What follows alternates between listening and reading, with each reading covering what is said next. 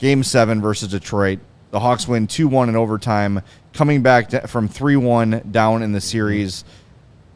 Nicholas Hjalmarsson, of all people, seems to give the Hawks the lead late in the game, but an offsetting penalty off the play. Brandon Saad and Kyle Quincy tied up along the boards. The goal is waved off. Such a soft call. It was just brutal. Just a terrible effing call, especially in the context of where it was happening, the context of the game. Saad never did anything. He got tackled by Quincy. Pulled Right, down. yeah. It shouldn't have been offset. If anything, it should have been a power play for the Hawks. Right. Which would have been a delayed penalty, which would have led to the goal anyway, yada, yada. But Brent Seabrook, of course, as he always does, rises to the occasion and gets a little deflected shot past Chris Osgood. Yeah. No, Jimmy Howard. And the I got my average Red Wings goalies mixed up. And the Hawks win the series. Yeah. And go on to win the cup. Yeah. Just one.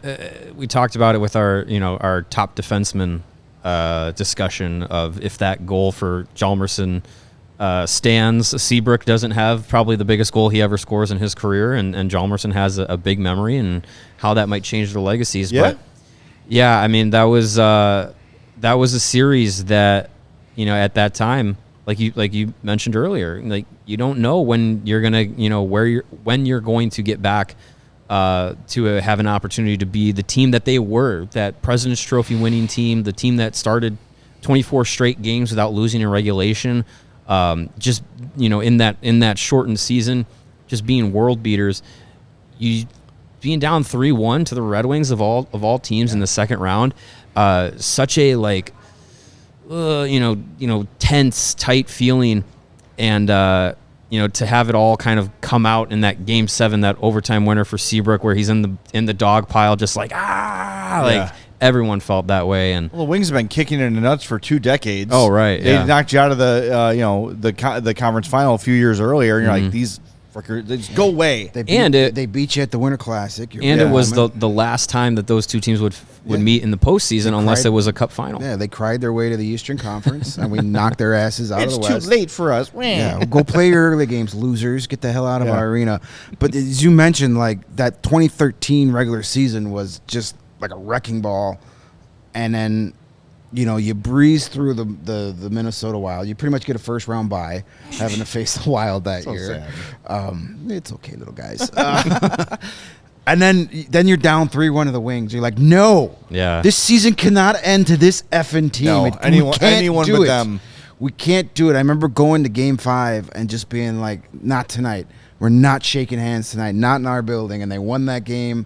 I think Bickle had a big goal that game. Yep. And then game 6 in Detroit was, why do I remember a Michael Hanzu's goal? Because he scored. Because he scored, right.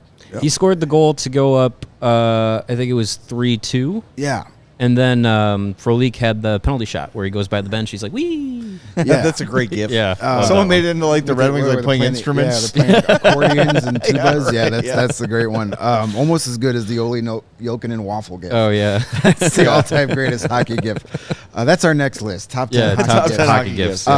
But yeah, and that night, being in the building again for that game when Hjalmarsson scored, the place is going nuts, and all of a sudden, and of course, when you're there live, you don't get the benefit of the announcer. Yeah. Nobody knew what was going on, and no one was celebrating. It went to overtime, and you knew if the Red Wings scored, Stephen Walken was going to need a police escort out of that building. God. People were coming for him because they showed the replay of the penalty on the jumbotron, and everybody was like, what the F is that? It's a hockey play. Hot garbage. Happens all the time. And thankfully, it worked out. Seabrook scored the goal because had that gone the other way because of that penalty, I mean, Crazy. It's just going to be one of those devastating losses that you never get over. Yeah, I mean, it's just for the younger people watching this who don't really have the scars built up from the years of the Red Wings just clobbering the Blackhawks. And even we're talking about the Yzerman, Fedorov era.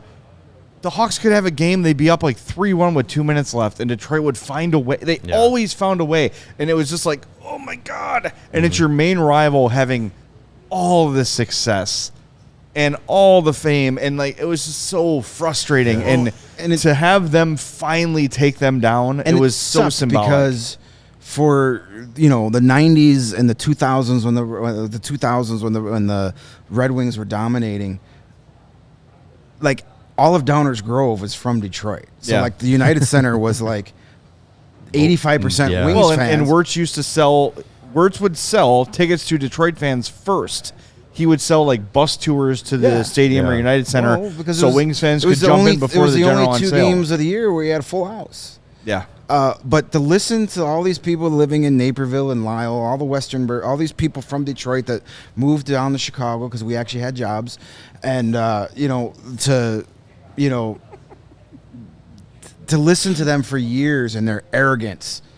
Yeah. Red Wings, right? It's a hockey town. You have to beat us. Guess what? We just did. Now get your ass to the Eastern Conference. Goodbye.